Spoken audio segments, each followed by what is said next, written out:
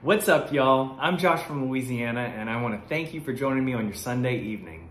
If this is your first time here, on Sundays, I take y'all back to the bayou to celebrate a show that was gone too soon, Southern Charm New Orleans. Now, I've had so much fun doing my cooking and recaps at the same time, I just decided to carry it on into this week. So, in Louisiana, we're never short of a good meal. And when I saw Barry order seafood gumbo at his date night with Tamika, I decided that I had to take a swing at it. Never given a shot at seafood gumbo before. I know that's blasphemy, being from Louisiana. But I decided I was going to give it a try. Unfortunately, it's very difficult to find gumbo supplies in Southern California, especially seafood gumbo. So instead, I am going to try a shrimp stew. Another thing I've never tried, and I'm sure I'm gonna have to call my sister at some point to get some help. Anyways, I'm gonna take a swing at it, and if it doesn't turn out well, I'll be honest with you. Hope you enjoy. Now, laissez le bon temps rouler. All right, before we dive in, let's go over our ingredients. Now, this is obviously gonna be somewhat similar to the gumbo since, we're doing a roux, but it's gonna be much thicker since it's a stew. Now, we've got 2 pounds of 2630 shrimp. If you're curious as to what 2630 shrimp are, that's approximately how many shrimp you get per pound. I learned that working in my parents' restaurant when I was younger. Then we got our holy trinity, which is celery, bell pepper, and onion. And let me tell y'all, when that starts cooking down in the butter, oh my God, the house smells so good. Then we've got approximately 6 bulbs of garlic, probably a little more, but I like a little extra garlic. Green onions for topping the dish in the end. Chicken broth, of course I couldn't find seafood stock because, typically with a seafood dish you want a seafood base, but chicken broth's gonna have to do. Got my creole seasoning, salt and pepper, garlic powder, Rotel dip. Rotel dip. Rotel. Just regular Rotel. Don't try to throw Rotel dip into your dish. And then my butter. But for the roux, unlike my gumbo tutorial where I used half a cup of vegetable oil and half a cup of flour, I want it to be thicker and also have a different taste. So I'm going to be doing 1 cup of butter to 1 cup of flour, and I'm going to cook that down. Now, to get all this chopped up and to save some time, I'm gonna use a food processor. So I will see y'all back at the stove where we're gonna start sauteing down our vegetables. All right, so I've melted down my butter and now I'm gonna add my holy trinity and some garlic to it. You're gonna wanna keep an eye on your holy trinity because you wanna cook it down just until the onions become translucent. I don't like to brown my vegetables, so just make sure you keep an eye on it. Add in some creole seasoning. And some salt and pepper. Yeah, it's already smelling good. So I'm gonna keep an eye on this and then we'll get back to the episode in a minute. All right, now just before my trinity is ready to get put on the side, I'm gonna add in some celery leaves, just for a little added flavor. All right, this is looking good. I'm gonna put it in a bowl and put it off to the side and then we're gonna get started on the roux. So my veggies are to the side and now I'm gonna start on my roux. And the tricky thing about butter-based roux is that you don't want the butter to burn. Butter's gonna burn a lot easier than oil. So I have this on like a medium lowish heat, but it's still getting a good ball in there. I'm also going to start heating up my chicken broth because you want to be sure that that is boiling before you add it to the roux, once the roux is ready. And I'm gonna start slowly adding in my cup of flour. Now, as always with a roux, you want to keep your eye on it because if you burn it, you might as well throw it out. So, this is going to take a while. We might as well just get started with the episode as I make sure that I don't have any chunks in here. So the episode begins with Tamika, Reagan, and Rachel meeting for lunch. And Tamika is she's on one. She is trying to get down to the bottom of baby gate and trying to figure out, is Reagan actually pregnant? And she is even telling her things like, wow, talking about her event from the night before. It seemed like you birthed 2 babies last night. Just steadily baiting her. But Reagan's not biting. And the conversation quickly devolves into them arguing about the fact that Tamika feels that Reagan isn't totally moved on from the divorce with Jeff. She feels like there's no way that she can actually be friends with Jeff, she hasn't properly moved on, yada, yada, yada. And then Rachel says, you know, we didn't even see you grieve this end of this relationship. To which Reagan responds that she did grieve, she just grieved in private, which I can totally relate to. Listen, when I'm going through dark times, I don't want to involve anybody else. I just want to kind of dip out and then come back in when I'm feeling all better. And Reagan is obviously feeling all better. I mean, have you seen her this season so far? She's glowing, which could be a pregnancy. We haven't figured that out yet. But anyways, Reagan's response to the ladies is essentially that. You know, she's feeling good. She's currently living her best life. And she's just trying to move on. But nobody's letting her. Then we've got a brief little vignette with John and Jeff playing basketball. And I gotta say that the producers are so shady when it comes to John. I mean, look, obviously he's a very athletic person. But you toss him a ball, you might as well be tossing him a saccharin.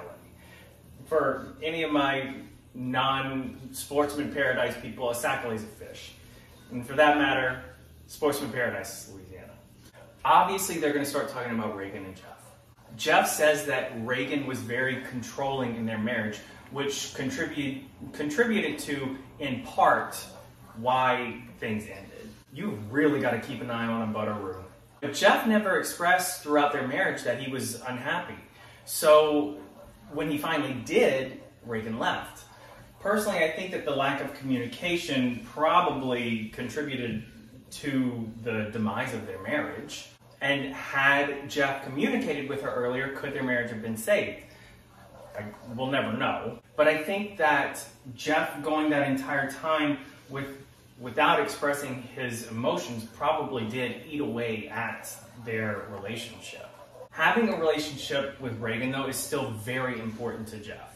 And John asks him, if you were dating a girl and she had a problem with the fact that you still had a relationship with Reagan, what would you do? Jeff said that he would have to reevaluate the relationship with this hypothetical girl.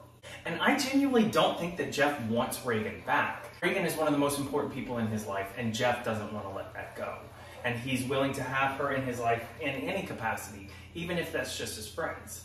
Okay, this roux's proving to be a little trickier than expected, so let me concentrate on this and then I'll get right back. Yes? How do you know if you burned your roux?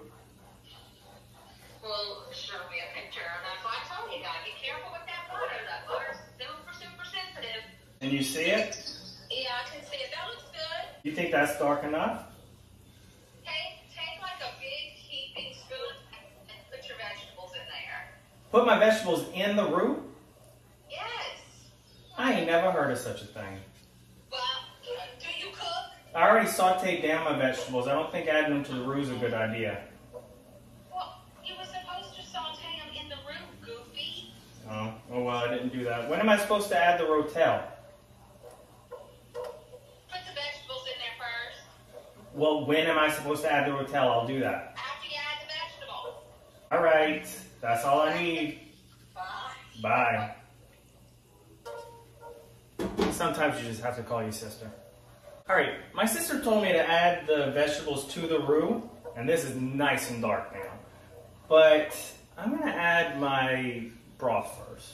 She did say to add more flour though, so I think I might do that. This is definitely the darkest roux I have ever done. I think it's fine though, I'm pretty sure it's fine. All right, time to start adding my broth. And you wanna keep stirring this because if not, you are gonna ruin the roux. It's smelling, it's smelling right.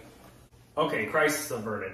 I've never done a butter roux before, so I was freaking out a little bit, but it tastes delicious. Actually, the flavor with a butter roux is just, that's next level. So I'm gonna add my veggies back. Then I'm gonna add my Rotel dip. Why do I keep saying dip? I'm just gonna add my Rotel. All right, now that we've got our gravy at a nice simmer, we're gonna go ahead and add our shrimp. 2 pounds of 2630s.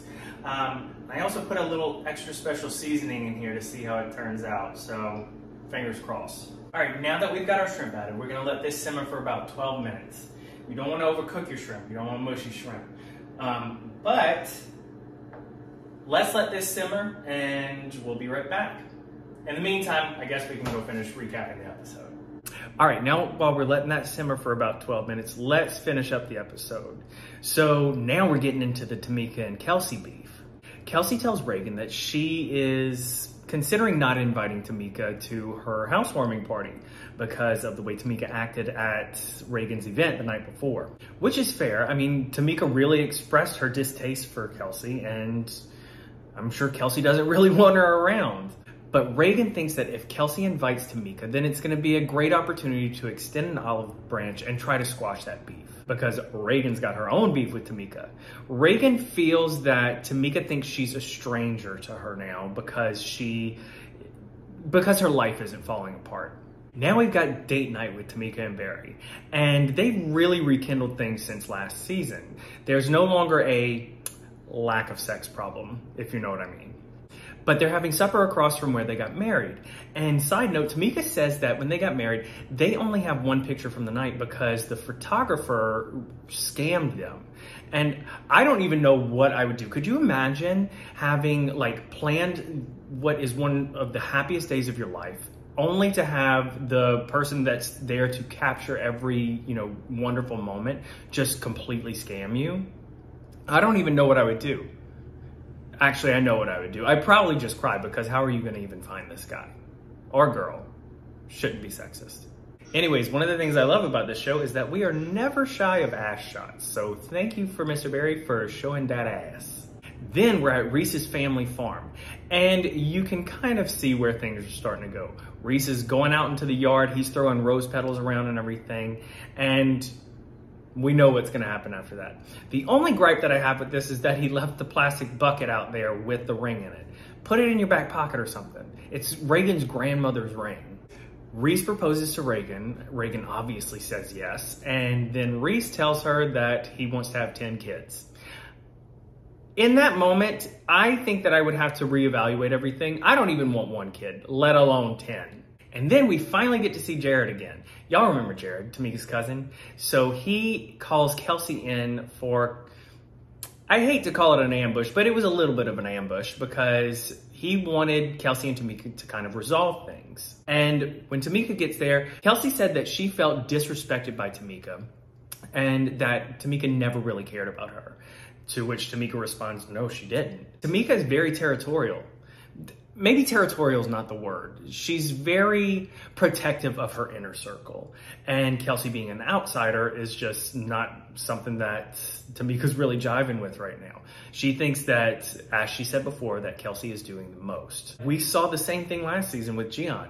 When you start trying to infiltrate Tamika's circle and kind of being the, new head bitch on campus, she's not gonna take kindly to that. But anyways, they put a Band-Aid over the situation and Kelsey invites Tamika to the housewarming. Although in the preview for next week, it does not seem that things stay calm for long. And now we've got Reagan meeting Jeff for coffee. And Reagan is preparing to tell Jeff about her engagement. And Jeff comes in, he's looking good, he's feeling good. And when Reagan drops that bomb, you could see the life drain from his face. And he looked for a minute like he was gonna have a panic attack, but then he reined it in, gave her a big hug, and told her that he was happy for her. I mean, y'all, this man has been through it, between his mother stealing hundreds of thousands of dollars from him, the divorce, and now finding out that his ex-wife is moving on in a year of them getting a divorce. I mean, he's really got kicked in the nuts a lot. But you've really just got to give it up for him. I think that Jeff is a truly solid guy. Even though in his confessional he said that he thinks Reagan is making a mistake, he thinks that she moved on too quickly, but he's going to be there to support her. Finally, in a scene that was far too short, we end up with the cast in the French Quarter for my favorite holiday, Halloween. Halloween, especially in New Orleans. But anyways, these slow motion shots that they're getting of them walking in, I just love. Especially in this episode, they look like they were characters in Super Smash Bros. Entering the arena. And then we have John, who comes in looking like little Richard Simmons. But you gotta love him. I mean, he was still freaking adorable, and that body, my God. I don't know, I feel like I need John to be training me or something, especially after I eat all this Southern food. In this brief snippet of a scene, Reagan decides to tell everyone that she's engaged, and everyone's faces go stone cold, except for Jeff, who is there smiling and just trying to be supportive.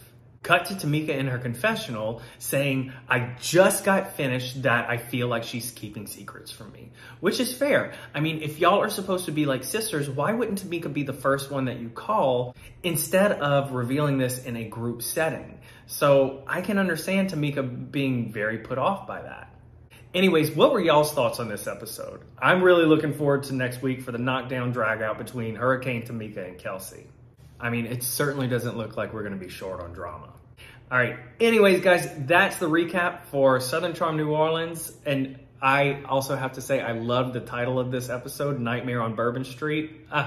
Chef's kiss. Thank you to the producers. But anyways, now that we've wrapped that up, let's get back to the shrimp stew and give that a try. All right, it looks good. It smells delicious. There's only one thing left to do.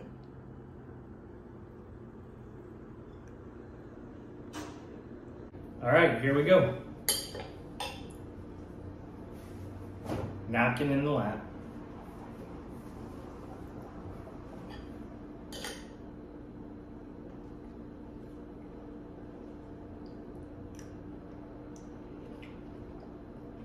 Oh my God, thank God. It is really good. Thank you, Jesus.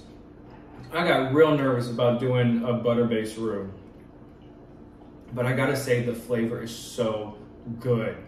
I'll be sure to drop the recipe down in the, not the comment section. What is that? The description.